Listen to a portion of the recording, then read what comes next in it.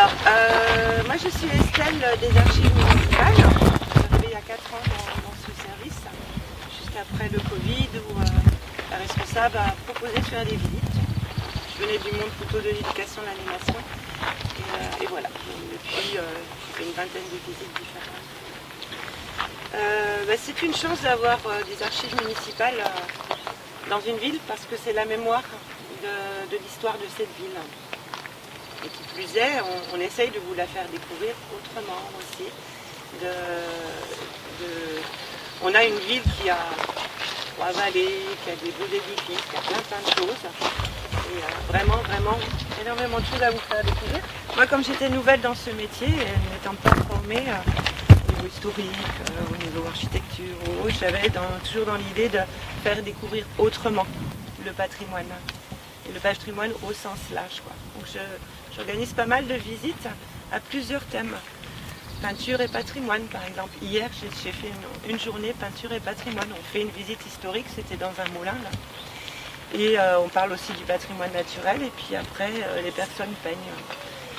Histoire et nature, ça peut être géologie, astronomie, aujourd'hui ornithologie. Donc oui, des visites assez variées. Il me semble qu'il reste des places cette semaine pour la balade en calèche sur le port du Légué. Si vous n'avez jamais fait de visite sur ce site-là, vraiment c'est très intéressant, très riche en histoire, avec 2 passionnés. Ma responsable Yolène Coutentin, qui est archiviste aux archives municipales, et puis Alain Lamour. Je ne sais pas s'il y en a qui le connaissent. C'est quelqu'un qui a fait beaucoup de livres. C'est quelqu'un qui est en binôme aussi avec moi à la Tour de Cesson, parce qu'il est tellement passionné de ce domaine-là que j'ai dit on va le faire ensemble. Et puis on en a fait là, plein de visites différentes à la Tour de Cesson. Et il me reste aussi des places jeudi pour la ferme de la Ville Auger, mais les coulisses que vous ne voyez jamais quand vous allez à la ferme de la Ville Auger. Le jardin d'essence qui est magnifique et qui n'est pas ouvert au public. Mais ça peut être aussi de la boulangerie, on rentre dans la basse-cour, on monte, on va dans le bâtiment, on monte à l'étage dans la salle du naturaliste. Il y a plein de choses à observer, des insectes, des animaux, tout ça. Et bien sûr l'histoire de cette ferme, pourquoi elle a été conservée. Donc n'hésitez pas, si vous voulez, jeudi à 14 h à la ferme de la Ville Auger. Et vous pouvez venir directement, puisque là j'ai un groupe qui est à moitié complet. Et si vous n'avez pas la possibilité d'appeler, vous pouvez venir directement. On est plusieurs à animer cette visite, donc ce ne sera pas un problème. Voilà. Pour chaque visite, je demande un petit coup de main, et notamment pour montrer des visuels. Est-ce que quelqu'un veut être guide avec moi pour montrer des visuels?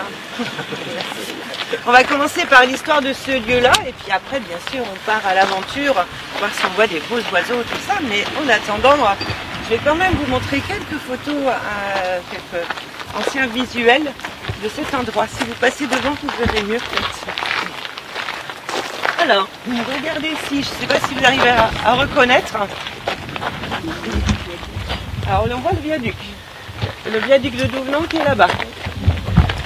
Donc ici, eh bien, c'est le restaurant. Le restaurant des 4 saisons. Regardez devant le restaurant des 4 saisons, on voit les lavandières.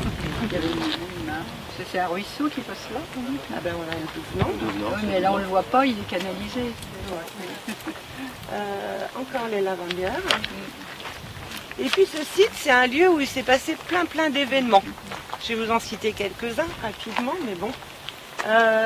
Notamment les courses de chevaux sur les grèves. À l'époque, toutes les surfaces étaient utilisées pour manger. On n'anime pas les cultures en faisant courir les chevaux dans le fond de l'estrin.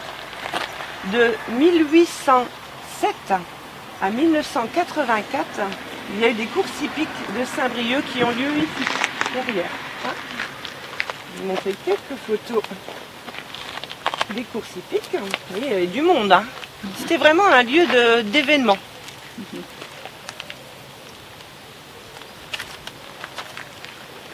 Encore les courses hippiques. Alors quand il y avait les courses hippiques, c'était toute une organisation. On sortait tous les tables et vous pouvez imaginer l'ambiance qu'il pouvait y avoir. On les voit, une carriole avec les chevaux, le matériel qui était amené sur les tables. Et puis, ce lieu-là, c'était aussi les meetings d'aviation. Imaginez, on est en 1909, c'est la première fois que les personnes voient des hommes voler dans des machines plus lourdes que l'air. Et les meetings à Saint-Brieuc ont lieu ici. Et regardez où est l'hangar du meeting. Là, vous avez le restaurant. Donc le restaurant est là. Donc le hangar était quelque part ici. L'Union aérienne des Côtes du Nord se déclare à la préfecture pour développer le sport de l'aviation dans la baie de Saint-Brieuc. Ici, donc à la grève des courses. Il y a eu de belles fêtes d'aviation accueillant jusqu'à 30 000 personnes. Regardez, toutes les petites taches qu'on voit ici, là, ce sont des personnes. Ils étaient là, dans la colline, là. C'est vraiment le début de l'aviation et la découverte de ces hommes volant sur des engins plus lourds que l'air. Parmi ces pilotes, Louis Blériot était attendu à la grande fête de 1909, mais il n'est pas venu. Est-ce que vous savez pourquoi il n'est pas venu, Louis Blériot? Non. Alors il y a certains pilotes qui ne sont pas venus, effectivement, parce qu'il y a eu des accidents, tout ça, hein, c'était vraiment le début. Mais là, non. Imaginez que c'était une course entre toutes les nations, de celui qui allait le plus loin, de celui qui volait le plus haut, de celui qui volait le plus longtemps, etc. Je vous en dirai pas plus, que j'ai une visite spécifique là-dessus. Eh bien lui, il a fait quelque chose que personne n'avait jamais fait. Il a traversé la Manche. Le 25 juillet 1909, il a traversé la Manche par les airs pour la première fois. Bon, ce qui a engendré un déficit pour l'Union aérienne, qui a demandé une subvention à la ville, parce qu'effectivement, c'était la vedette. Hein. Et l'année d'après, c'est Busson. Alors, Busson, c'est lui. Busson, un célèbre aussi aviateur, qui a donné un beau spectacle au Briochin. Lui, il a volé à 700 mètres au-dessus de Saint-Brieuc. Hein. Et cette fête-là, au fur et à mesure... Ah oui, je vais quand même vous montrer encore quelques avions... le Borny de Savignon, donc là c'est vraiment un avion qui a été fait ici. La mouette géante, quand ils ont inventé des machines volantes, ils se sont inspirés de la nature, le biomimétisme. Alors certains c'était Adair par exemple, c'était les chauves-souris, et là on a un modèle de mouette géante. Alors ils avaient pensé qu'il fallait battre des ailes comme les avions, puis ils sont vite aperçus que non. Il fallait vraiment des ailes fixes pour que ça fonctionne, quoi. Mais c'est intéressant de voir un peu toutes ces évolutions-là. Alors celui-ci, il est très connu aussi, il est très célèbre. C'est celui des baptêmes de l'air. Alors d'une famille d'ici, dont le nom m'échappe là, mais j'ai eu des... Vaugran, ouais, Vaugran. Ouais. J'ai eu des personnes de cette famille-là qui étaient étonnées, qui étaient agréablement surpris que je puisse parler aussi de ces baptêmes de l'air là. Il y avait même des concours, les personnes qui s'inscrivaient pour les baptêmes de l'air. Il y a une année, enfin je ne sais plus précisément, mais il y a une famille qui a gagné un petit avion et ça a changé toute leur vie parce ils vivaient très très modestement, ils ont revendu l'avion et ça a changé complètement. Voilà. Et ensuite cette fête de l'aviation, elle s'est placée à Plainville et elle est devenue une fête militaire. Alors là, malheureusement, je vais montrer les deux autres photos. Ce lieu-là est aussi triste et marqué par l'histoire, parce que c'est devenu, quand ça n'a plus été utilisé pour tous ces événements-là, au moment où ça s'est arrêté, c'est un lieu qui a été un peu abandonné, et c'est un lieu où il y a eu d'abord des dépôts sauvages à partir de 1961. Et ça est devenu une décharge qui a fonctionné de 1966 à 1993. Voilà, donc les camions reculaient directement, regardez la couleur de l'eau quand même, hein, et déversaient dans... là, ici. C'est environ 1,2 million de mètres cubes de déchets en tout genre qui ont été rejetés dans cette zone de 28 hectares et sur plusieurs mètres d'épaisseur.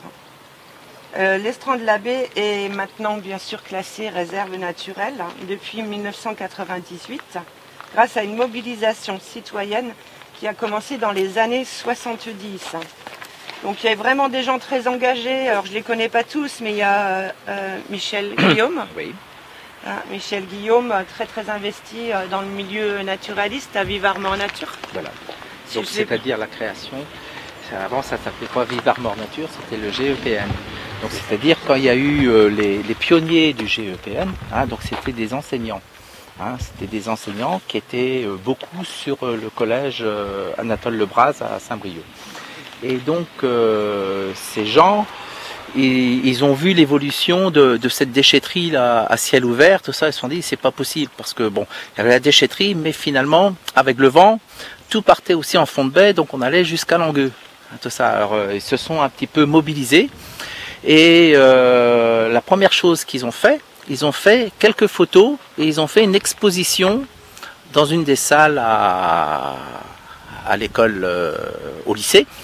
Tout ça. Et donc là, ça a commencé à bouger. Les gens, ils se sont dit, oh là, tout ça. Donc, à partir de ce moment-là, on a commencé à protéger, puisqu'on ne parlait pas encore de biodiversité ou quoi que ce soit. Là, on a commencé à sensibiliser les gens et à dire, faut arrêter cette déchetterie à ciel ouvert. C'est comme ça que ça a commencé. Et puis, bon, le combat dure depuis finalement 50 ans.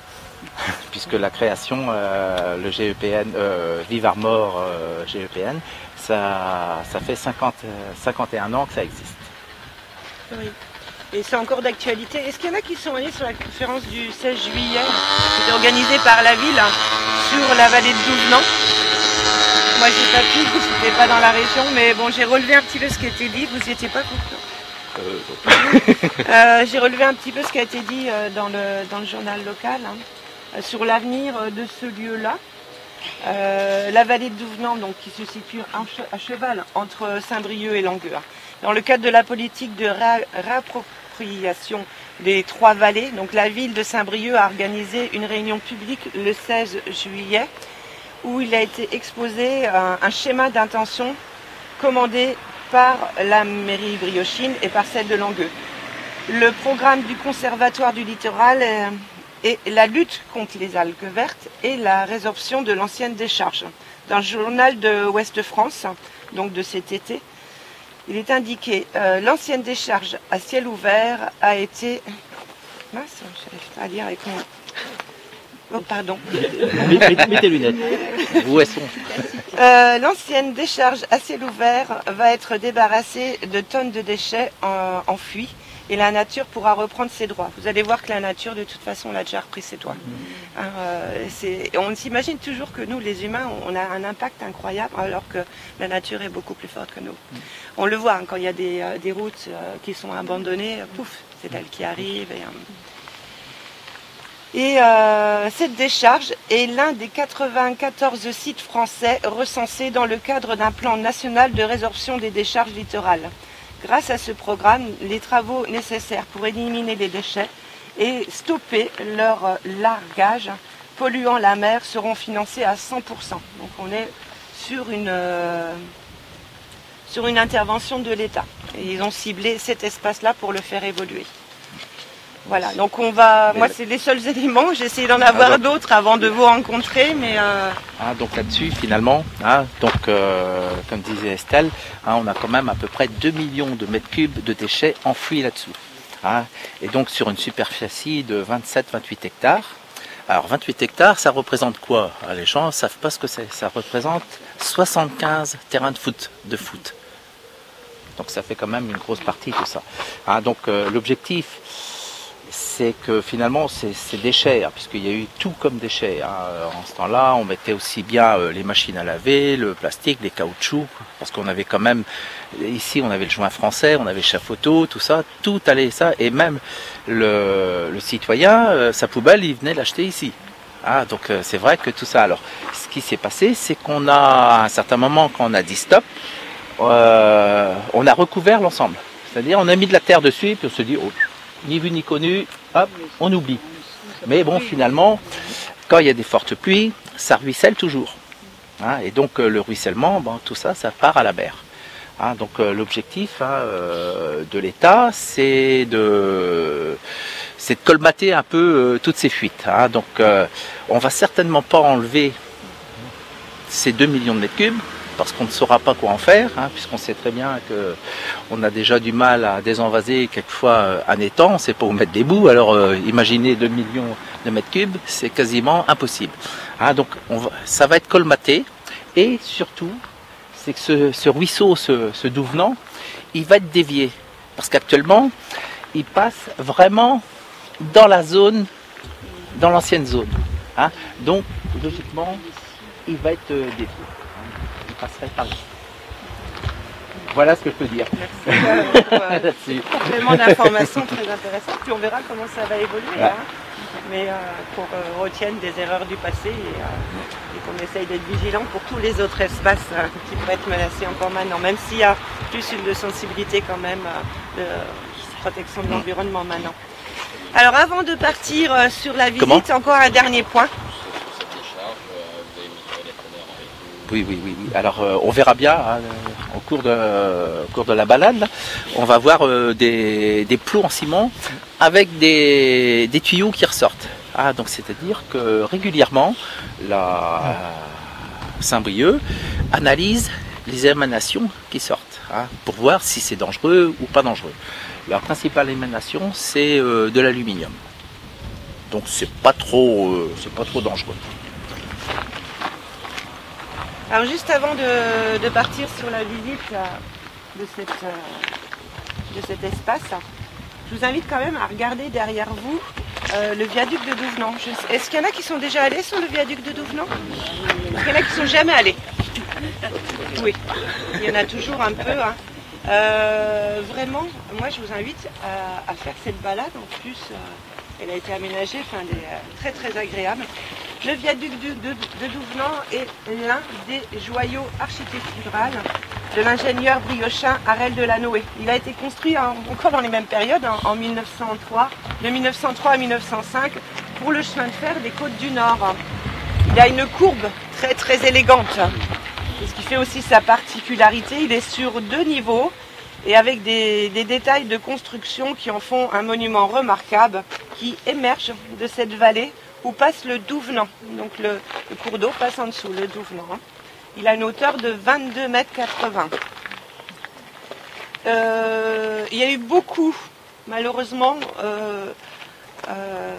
beaucoup de réalisations d'Harel de Lanoë qui ont été détruites.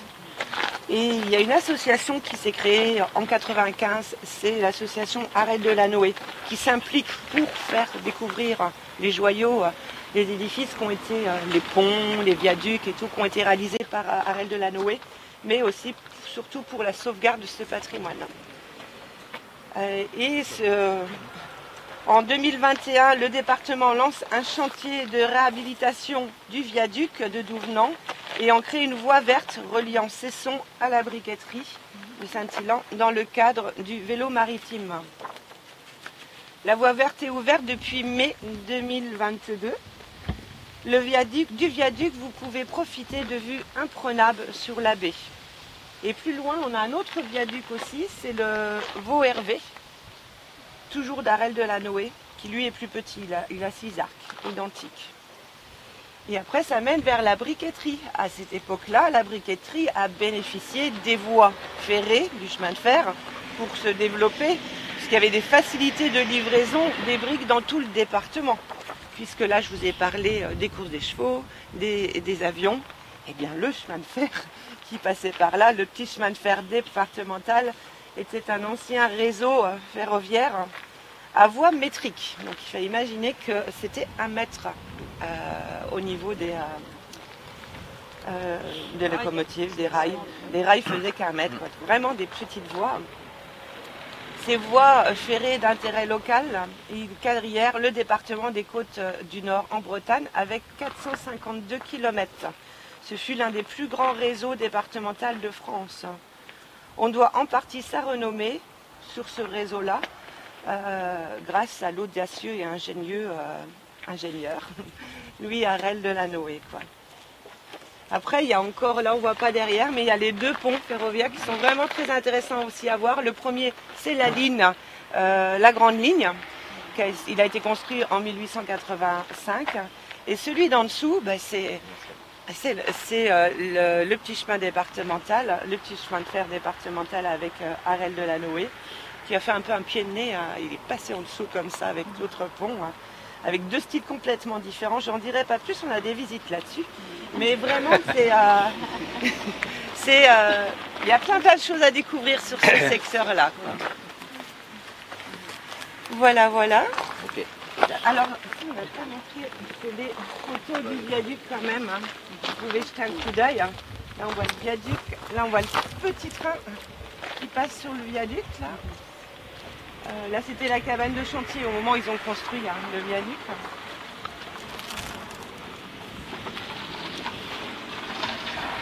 Le viaduc de Dinan encore. Et les deux ponts dont je vous parlais qui se croisent avec le train par-dessus.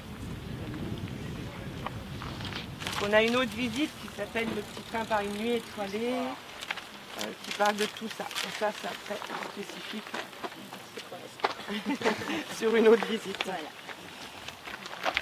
Merci de reposer. La nature a repris ses droits hein, et on a des espèces d'oiseaux qu'on va trouver qu'ici finalement hein, et qui se reproduisent que sur ce territoire-là. C'est pour ça que dans les futurs projets de dire allez on enlève toute la crasse, il faut se calmer parce que c'est-à-dire si on veut tout enlever, il va falloir creuser à 4-5 mètres. Hein, donc on va tout détruire. Hein, donc c'est pour ça il faut trouver le juste milieu pour qu'on garde cette biodiversité. Hein. On a donc les oiseaux, mais on a bon, quelques plantes et on a aussi des mammifères. Hein, on va voir, hein, on va trouver beaucoup de traces de sangliers. Hein, il y a beaucoup de sangliers là-dedans, donc chevreuil, fouine, belette. Les chevreuils, c'est quand même pas très grand comme sur. Non, mais ça suffit. Ça suffit. C'est posé tout autour. Ça suffit. Hein. Et puis, hein, il y a la continuité. Hein, on parle souvent de la continuité, hein, tout ça. C'est-à-dire que comme ici, on est en fond de baie, hein, donc les animaux arrivent à remonter finalement en suivant les cours d'eau. C'est pour ça qu'on garde toujours cette histoire de continuité des ruisseaux pour éviter, bon, par exemple, des gros barrages ou des trucs comme ça aussi qui sont bloqués. Et on est entre deux vallées aussi. Oui. Donc c'est un lieu de passage. Les sangliers ils passent aussi par la tour de Cesson et ils continuent pour aller sur les autres vallées. Le sanglier est capable de faire quand même 50 km dans la nuit. Donc il se promène. Ok. On imagine pas qu'on est pas loin, il y a quand même la nuit. Donc la nuit, il y a beaucoup de choses. Hein. Ou tôt le matin. Oui. Faire des visites nocturnes pour observer. Si, ça se fait quelquefois. Les chouettes, oui. Ça se fait pour facile, tout ce qui est rapace nocturne. J'en ai fait une l'année dernière sur les chauves-souris avec le GMB. C'était super aussi. Encore, il n'y a plus de lapins, il n'y a plus de lièvres ici. Hein. Un peu moins. Ok. Bon, on va y aller avant. Voilà, on y va. Ouais. Régulier, donc vous connaissez un petit peu le secteur. On va dire. Donc là, vous allez voir en marchant le sol, vous allez voir plein de plastiques.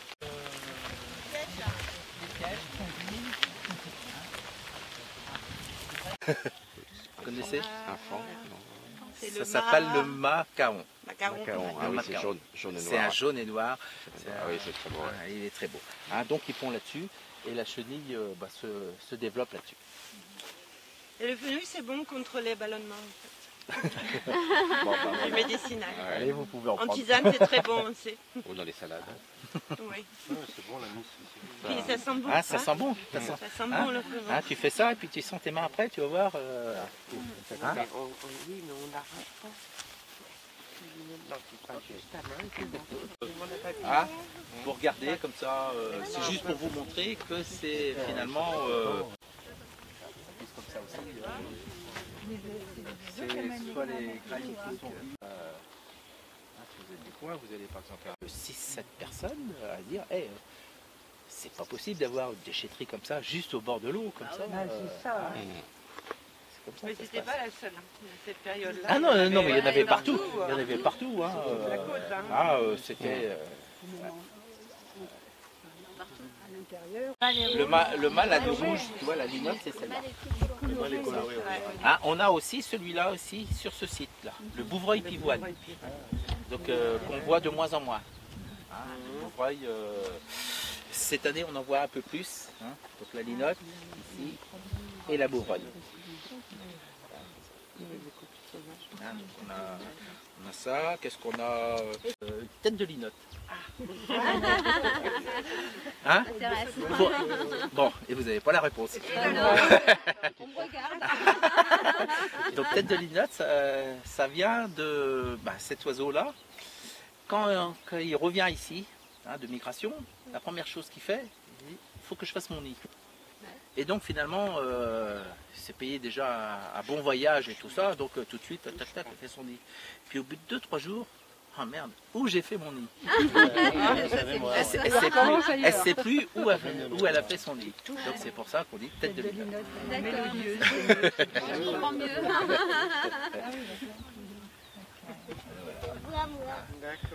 Donc, elle en refait un autre. Quoi. Hein? Elle en refait un autre. Ah oui, oui, oui, elle refait un autre. Hein. De toute façon, en général, faut bien s'occuper, ils se débrouillent pour tous les mammifères, toute la faune, tout ça. Ils ont que 2 choses à faire sur Terre, se reproduire et manger. On devrait faire pareil. Ouais. Non? Ce serait cool. Reproduire, manger. Et puis, voilà. Pas pour manger, on est obligé de travailler. Eh oui. Obligé. Pour aller dans la nature. C'est une obligation de travailler. Ça aide. Ok. Tout ça, c'est très compliqué quelquefois à identifier parce que finalement, ils n'ont jamais leur plumage d'adulte très rapidement. Hein, c'est-à-dire il faut 3 ans pour certains pour avoir vraiment leur plumage. Alors quelquefois, il faut trouver soit la couleur des pattes, la forme du bec, le bout du bec, et tout ça. Donc c'est pour ça que c'est... Bon, en règle générale, quand on voit beaucoup d'oiseaux, on dit bon, allez, c'est des goélands, c'est des mouettes, et tout ça. Bon, après, on peut rentrer un peu plus, dire tiens, ça c'est goéland argenté, goéland cendré, goéland le coffet. Sur les goélands, tout ça. vous avez des œufs, sur, par exemple sur cendrier ou sur les toitures. Oui, c'est des goélands hein, qui... Là, par exemple, là, qu'est-ce qu'on entend là? Là, on entend plein... Là aussi, là, on est sur... C'est l'aridé, hein, sur des mouettes. Et on a aussi, là, il y avait des sternes aussi. Ah, donc, c'est plus petit que la mouette. Ah, on va en voir. On va descendre là. Hein, on va aller sur la petite plage qui est en bas. Là. Tu connais? Non. Les endroits, voilà, toute cette partie-là, interdit. On n'y va pas.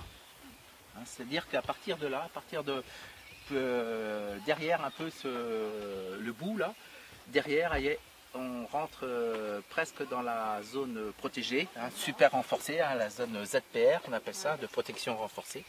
Et donc là, on n'y va pas.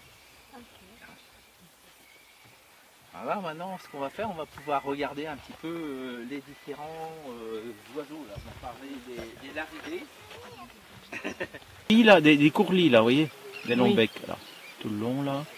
Un nitrier pie, là, qui est blanc et noir, là, juste là. Okay. Oh, c'est énorme, les becs. Ah oui. Voilà.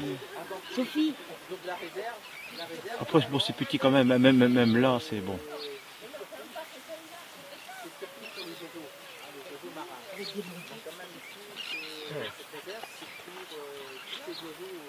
Bon, après, c'est petit quand même. Là, c'est des courlis. Des courlis. Courlis Ils ont le cendrés. bec Recourbés. on les voit parfois. Ah, l'idéal, c'est regarder à la longue vue. Hein. Et elle repartira qu'au mois de mars. Donc on en a quand même, en hiver, on a à peu près 35 000 oiseaux. À cette saison-là, hein, donc il y en a 2000, à peine 2000 oiseaux. Hein.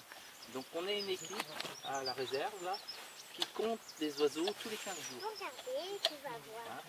Bon, une équipe, hein, quelquefois l'équipe, hein, finalement, au dernier comptage, l'équipe elle était deux. C'est une équipe, hein, on est deux. Hein, donc le comptage, hein, pour vous expliquer un peu comment on fait pour compter les oiseaux, on va dire comment ils font pour compter et de ne pas les compter deux fois. Hein? Donc c'est-à-dire on s'arrange toujours à avoir le même coefficient de marée. C'est-à-dire hein, on prend toujours un coefficient entre 75 et 80, 82. C'est ça. Et on vient toujours compter les oiseaux 3 heures avant la marée haute. Donc ça veut dire que la mer elle monte, donc les oiseaux ils reculent. Donc c'est plus facile pour nous de les voir. Donc on prend une longue vue et on prend un compteur et on se met à des points stratégiques hein, le long de la réserve. Hein. On est deux équipes, une équipe côté est et l'autre côté ouest. Et donc on compte toutes ces espèces là qu'on a. Là. Hein, donc il y en a un qui va dire tiens aujourd'hui moi je compte les courlis. Hein, je vais vous montrer des courlis, hein, tout ça. L'autre il va compter les épis, et puis voilà, et après hop hop hop, et on fait ainsi de suite comme ça. Donc ça nous prend allez, à peu près 3 heures pour faire tout le tour. C'est quoi les noirs? Ah les noirs, je vais vous montrer. Maintenant je vais mettre grandeur nature. Pas avoir mal au dos là. Et après vous les comptez chez vous. C'est comme ça. Oui, non mais c'est vrai qu'on pourrait. Alors, c'est-à-dire que souvent il y a des personnes qui me disent oh, vous avez qu'à prendre un drone et puis voilà, hein, vous faites des photos avec le drone et puis après hein, vous les comptez comme ça. Mais bon, on est dans une réserve, le drone est interdit. Il n'y a qu'un seul avion qui est autorisé de passer sur la réserve. C'est l'hélicoptère du le SAMU. Et les militaires peuvent passer, tout ça, mais autrement il n'y a pas le droit de survoler, il faut taper de 300 mètres de haut. Sur la zone qui est hyper protégée, il y a quand même une surveillance qui est faite parce que s'il y a une maladie qui apparaît, Voilà, quoi. voilà. Donc il y a quelques personnes habilitées Voilà.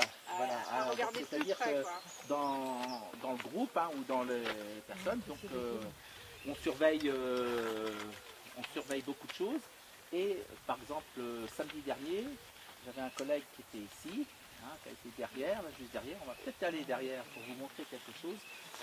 Et il a trouvé quand même 5 goélands morts.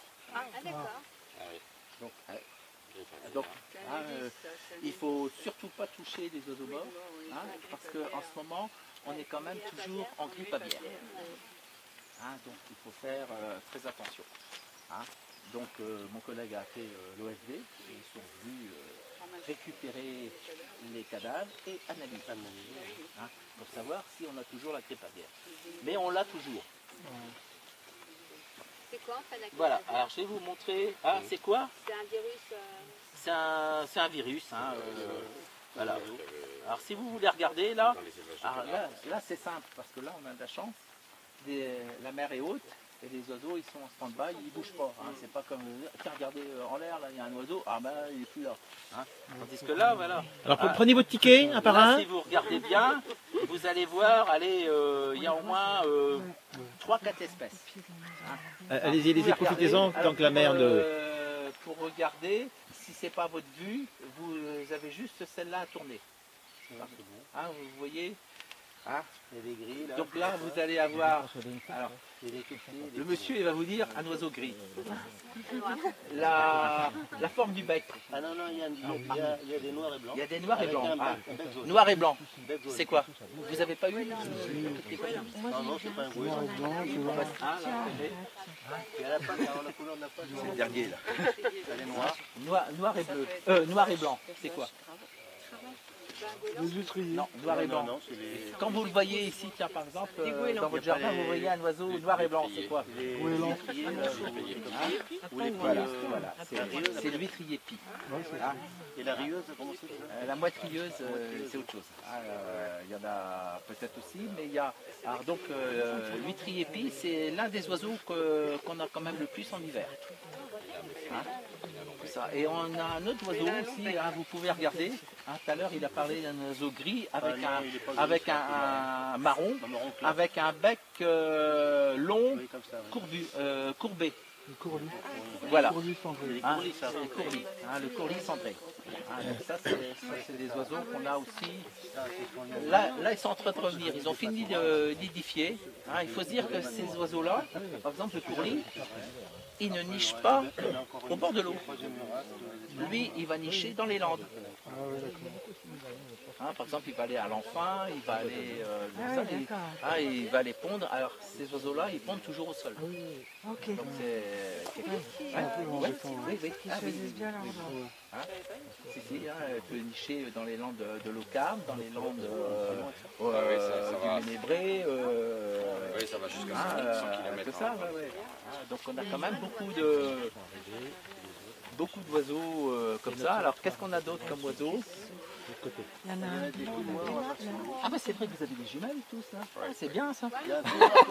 Tout noir, C'est bien, mais après vous pouvez regarder à la longue vue. Hein, c'est... Une négrette garzette. Eh ben, elle est blanche, elle a un bec noir. Elle est toute seule. Hein. Ah ouais, il y a un gros noir là. C'est les corbeaux. Ouais, alors si on part de la gauche, là vous allez avoir deux oiseaux noirs. Il y a des canards, non? Ça c'est des corneilles. Et ça, les corneilles, on en a de plus en plus. Hein, ça, alors, on les compte pas, hein, les corneilles, on les compte jamais. Ah, mais bon, il faudrait qu'on les compte pour savoir s'il y a toujours de plus en plus. Et ça aime la mer, ça, parce que normalement c'est Bah toujours ouais, dans mais les campagnes. non, mais ils trouvent à manger et tout ça. Hein.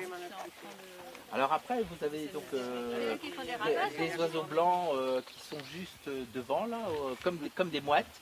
Et quand vous regardez bien avec les jumelles, vous allez voir qu'ils ont quand même la tête noire et tout ça. Et si vous voyez bien le bec, le bout du bec est jaune. Bon, c'est pas facile à voir, hein, c'est ça. Et ça, c'est les sternes. Hein, c'est des sternes Kojek. Hein. Alors je sais pas si sur...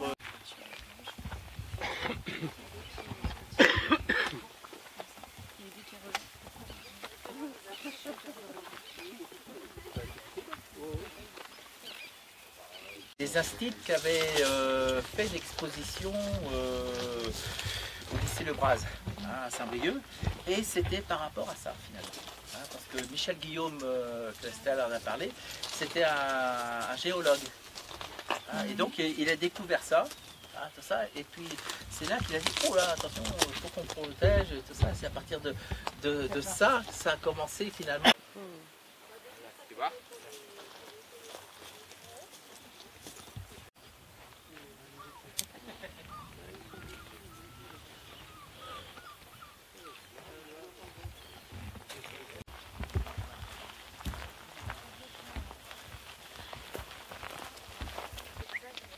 Elle part. Et les autres, ils vont mourir. Donc voilà. Ouais, dommage qu'il y ait des oiseaux qui ne mangent pas ça. Et la reine qui tape dedans et qui... au début de printemps, quand les Oui, températures ben. sont bonnes, hein, elle va refaire encore un nid primaire. Hein. Donc l'idéal, c'est toujours de pouvoir capturer les reines. Hein. Bon, après, il y a la polémique de dire ouais, bon bah maintenant il est là, il faut faire. Ah bah là, vous avez un vol. Alors c'est quoi tout ça? Là, c'est tous les mêmes. Alors c'est pas des martinets, c'est des hirondelles. Ouais, c'est des hirondelles. Alors, en regardant bien. Faut regarder, hein. Bougez plus, bougez plus. T'as vu tout ça bouge là, tous les frelons, Voilà, il y en a plein là. Là, Là, tu sais compter jusqu'à combien? Bien. Je l'ai vu dimanche. Bah tu commences à compter, allez. Tu l'as vu? J'attends. Non. Alors qu'il vient tous les jours. Ah, il s'assoit là, il a vu. Il y a quoi d'autres qui sont arrivés depuis? Puis un autre. Asiatique. Puis un qui est parti, faut retirer. Il allait toujours dans les arbres, en haut et tout ça. Et maintenant, il est capable de faire son Oui, mais il y a carrément du au monde. sol. Hein. Je croyais qu'on les voit pas.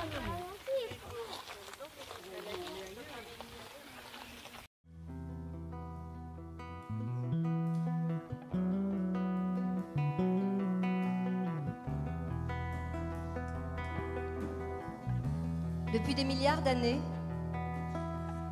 la Terre nous a tout donné. Et nous, les hommes, nous en avons bien profité. Aujourd'hui, la Terre est en mauvaise santé. C'est sérieux. Il y va de l'unité, de la vie de l'humanité. Il faut réagir, se réveiller, se bouger, c'est le défi que nous avons tous à relever. Viens relever le défi pour la terre. Il y a urgence, il y a urgence. Viens relever le défi pour la terre. Il faut agir vite, ne plus se taire. Viens relever le défi pour la terre. C'est pas difficile, un geste à faire. Viens relever le défi pour la terre. De la vie demain, sois solidaire. La terre est entre tes mains, protège-la pour tes enfants demain. La terre est entre tes mains, protège-la pour tes enfants demain. L'eau à économiser, ton défi pour la terre. Pour le relever, ferme tes robinets. L'air à ne plus polluer, ton défi pour la terre. Pour le relever, marche sur tes deux pieds. L'énergie à renouveler, ton défi pour la terre. Pour le relever, gaspille moins l'électricité.